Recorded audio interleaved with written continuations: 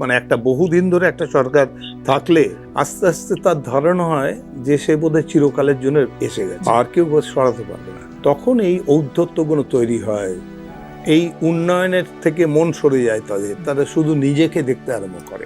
মানে এই করতে করতে পাপ জমতে জমতে একটা স্টেজ আসে যখন ঘোড়াটা পূর্ণ হয়, তখন উল্টে যায়। টলিউডে আবারও পরিবর্তন, এবার আর কোনো আড়াল বা ধোঁয়াশা নয়, সরাসরি ভুল বদল করলেন মেগাস্টার চিরঞ্জিত চক্রবর্তী।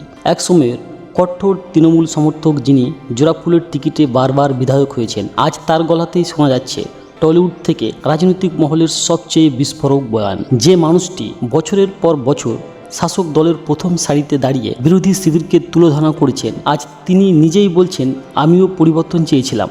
স্বাস্থ্য প্রবলেম, আমাদের শিক্ষা প্রবলেম, উই ওয়ান্ট জাস্টিস বললেন, তো উনি তো শুনলেন কিন্তু কিছু করলেন না কেন? তোমার পাঠা তুমি লেজে কাটবে না মুড়ে কাটবে তুমি?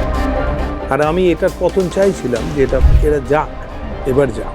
আজ তিনি নিজেই বলেছেন, আমিও পরিবর্তন চেয়েছিলাম। প্রশ্ন হলো, এত বছর ক্ষমতায় থাকার পর হঠাৎ কেন তার গলায় এমন সুর? এটা কি স্রেফ সুরবদল, নাকি এর পিছনে রয়েছে নতুন কোনো সমীকরণ? শাসক দলে বন্ধু মিঠুন চক্রবর্তী রয়েছে, তিনি যদি কখনো আপনাকে ডাকেন, আপনি কি সাড়া দেবেন? হ্যাঁ, নিশ্চয়ই। চিরঞ্জিত চক্রবর্তীর এই বিস্ফোরক ভুলবদল আগামী দিনে বাংলার রাজনীতিতে কি ঝড় তোলে সেটাই এখন দেখার। বাংলার রাজনীতিতে টলিউড তারকাদের দলবদল নতুন কিছু নয়, কিন্তু চিরঞ্জিত চক্রবর্তীর মতো একজন সিনিয়র অভিনেতার মুখে এমন কথা রাজনৈতিক মহলে ইতিমধ্যেই গুঞ্জন শুরু হয়ে গেছে। তবে কি চিরঞ্জিত বাবু এবার অন্য কোনো শিবিরের দিকে পা বাড়াচ্ছেন, নাকি এটা তার দীর্ঘদিনের কোনো জমে থাকা ক্ষোভের বহিঃপ্রকাশ?